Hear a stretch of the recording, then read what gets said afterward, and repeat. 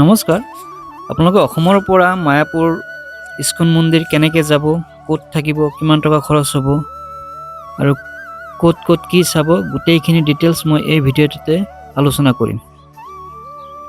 নৱদ্বীপ ধাম ষ্টেচনলৈ অসমৰ পৰা ডেইলি দুখন ট্ৰেইন চলাচল কৰে। এখন হ'ল কামৰূপ এক্সপ্ৰেছ, এইখন আপোনাৰ ৰাতিপুৱা 9:40 ৰঙিয়া ষ্টেচনৰ পৰা এৰে, আৰু এখন হ'ল বন্দে ভাৰত ট্ৰেইন, সেইখন আপোনাৰ অকল বুধবাৰে নাযায়, বাকী কেইদিন যায়। সেইখন এৰে সন্ধিয়া 6:50 বজাত ৰঙিয়া ষ্টেচনৰ পৰা। যদি আপোনালোকে কামৰূপ এক্সপ্ৰেছ ট্ৰেইনেদি যদি নৱদ্বীপ ধাম ষ্টেচন যায়, তেতিয়াহ'লে আপোনালোকে শেষ ৰাতি 2টা বজাত নমাই দিব, আৰু যদি বন্দে ভাৰত ট্ৰেইনখনেদি যায় তেতিয়াহ'লে ৰাতিপুৱা 6:15 বজাত আপোনালোকে নৱদ্বীপ ধাম ষ্টেচন পাব। কামৰূপ এক্সপ্ৰেছৰ টিকেটৰ মূল্য 425 টকা আৰু বন্দে ভাৰতৰ 2070 টকা।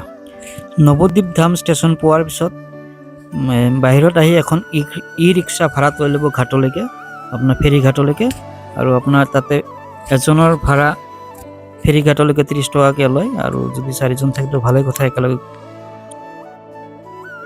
প্ৰায় আধা ঘণ্টামান ই ৰিক্সা যাত্ৰা কৰাৰ পিছত আপোনালোকে ফেৰী ঘাট পাই যাব। আৰু ফেৰী ঘাটতে আপোনাৰ ফেৰী লাগিয়ে থাকে, আৰু ইয়াতে মানে যদি নৌকা হয় তেতিয়াহ'লে 5 টকা মূল্য, আৰু যদি লঞ্চত যায় তেতিয়াহ'লে 10 টকা। আৰু মই প্ৰিফাৰ কৰিম আপোনালোকে লঞ্চতে যাওক। লঞ্চত গ'লে একদম ওচৰতে, ঘাটৰ ওচৰতে নামিব পাৰি। যদি নাৱত যায় তেতিয়া অকণমান দূৰতে নমাই দিয়ে, সেইকাৰণে হৈছে 10 টকা দি আপোনালোকে ফেৰীৰ পৰা ঘাট পোৱাৰ পিছত আপোনালোকে নমাৰ লগে লগে বহুত হোটেল লাগিয়ে থাকে চাৰিওফালে। আপোনাৰ ফেৰী ঘাটৰ পৰা ইস্কন মন্দিৰলৈকে, আপোনাৰ মায়াপুৰ ইস্কন মন্দিৰলৈকে প্ৰায় 1 কিলোমিটাৰমান দূৰ হয়, আৰু এই দুই কাষে হোটেল লাগি আছে। আৰু যদি পাৰে ভিতৰতে ভৱন যদি ভাড়া কৰিব পাৰে, আগতীয়াকৈ তেওঁলোকে অনলাইনত বুক কৰিব লাগে, লগে লগে গৈ তাতে ভিতৰত পোৱা নাযায়। গতিকে মই প্ৰিফাৰ কৰি আপোনালোকে ওচৰতে হোটেলতে থাকক। আৰু হোটেলো ইয়াতে একদম 500 টকাৰ পৰা দামলৈকে আছে, কম দামৰ পৰা একদম বেছি দামলৈকে আছে। আপোনালোকৰ প্ৰয়োজন অনুপাতে হোটেল বুক কৰি ল'ব। হোটেলত গা পা ধুই আপোনালোকে ধুনীয়াকৈ ওলাই যাওক ইস্কন মন্দিৰলৈকে। ইয়াতে টটো ভাড়া বা ই ৰিক্সা ভাড়া 10 টকাকৈ, আৰু তাতে মেইন গেটৰ সন্মুখতে নমাই দিব। আৰু ইয়াতে আহিয়ে প্ৰথমতে আপোনাৰ কুপন কাটি লওক 2টা, এটা হ'ল ৰাতিপুৱাৰ আপোনাৰ প্ৰসাদৰ কাৰণে, আৰু এটা ৰাতিৰ কাৰণে। ইয়াতে 3টামান ভৱন আছে, আৰু যিকোনো ভৱনৰ পৰাই আপোনাৰ কুপন কাটি ল'ব পাৰে।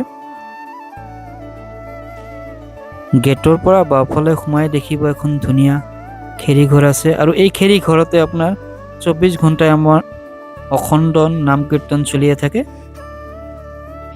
বাওঁফালেদি কিছু সময় খোজকাঢ়ি যোৱাৰ পিছত পাব মেইন মন্দিৰ, আৰু ইয়াতে আপোনাৰ ভিতৰত মোবাইল ফোন সোমাবলৈ নিদিয়ে, সেইকাৰণে ওচৰতে মোবাইল ফোন ৰখা জেগা আছে, তাতে মোবাইল ফোন ৰাখি উঠি ভিতৰলৈকে সোমাই যাব। আৰু দিনটো ইয়াতে নাম কীৰ্তন চলিয়ে থাকে, খালি পিছবেলা অকণমান সময় বন্ধ থাকে।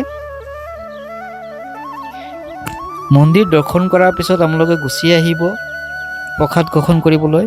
যিটো ভৱনৰ আপোনালোকে কুপন কাটিছে সেই ভৱনৰ সন্মুখলৈকে গুচি আহিব। দুপৰীয়া প্ৰসাদ বিতৰণৰ সময় হ'ল 12টা বজাৰ পৰা 2টা বজালৈকে, আৰু ৰাতি হ'ল 8টা বজাৰ পৰা 10টা বজালৈকে।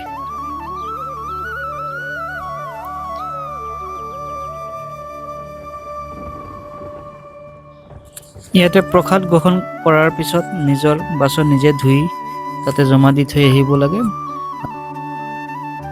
ইয়াতে প্ৰসাদৰ মূল্য হ'ল দিনত আপোনাৰ 80 টকা, আৰু ৰাতি হ'লে 50 টকা। আৰু বিনামূলীয়া প্ৰসাদো দিয়ে, কিন্তু তাৰে কুপনটো ৰাতিপুৱা 8টা বজাতে দিয়ে, আৰু লগে লগে প্ৰায় শেষেই হৈ যায়। গতিকে আপোনালোকে যদি ধুনীয়াকৈ প্ৰসাদ গ্ৰহণ কৰিব বিচাৰে তেতিয়াহ'লে টিকেট কটাটোৱেই শ্ৰেষ্ঠ। প্ৰসাদ খোৱাৰ পিছত আপোনালোকে ওলাই যাওক গৌশালালৈকে, আৰু চাৰিওফালে ধুনীয়া ধুনীয়া পাৰ্ক আছে দেখিবলৈ। আৰু যদি খোজকাঢ়িবলৈ অসুবিধা হয়, ভিতৰতে ই ৰিক্সা চলে, আপোনাৰ ইস্কন মন্দিৰ ভিতৰতে ই ৰিক্সা চলে, আৰু এইখন ভাড়া কৰি আপুনি গোটেই বাউণ্ডেৰীটো ধুনীয়াকৈ ফুৰিব পাৰে। সন্ধিয়া হ'লে আকৌ গুচি যাওক মেইন মন্দিৰলৈকে, আৰু ইয়াতে ধুনীয়াকৈ সন্ধ্যা আৰতি কৰে। বহুত ভক্ত একেলগে জমা হৈ আৰতি কৰে। সন্ধ্যা আৰতি শেষ কৰাৰ পিছত আপোনালোকে গুচি যাওক যিটো ভৱনৰ ৰাতিৰ প্ৰসাদৰ কাৰণে কুপন কাটিছিলে তালৈকে। আৰু এতিয়া অসমৰ পৰা মায়াপুৰ ধাম একদিন ঘূৰি আহিবলৈ এজন মানুহৰ প্ৰায় 3,000 পৰা 4,000 টকা লাগিব, যদি একো আপোনালোকে কিনা কাটা নকৰে, মানে বস্তু একো নিকিনে। ধুনীয়াকৈ আপোনালোকে 3,000 পৰা 4,000 টকাৰ ভিতৰত এজন মানুহে ধুনীয়াকৈ ঘূৰি আহিব পাৰিব। ধন্যবাদ।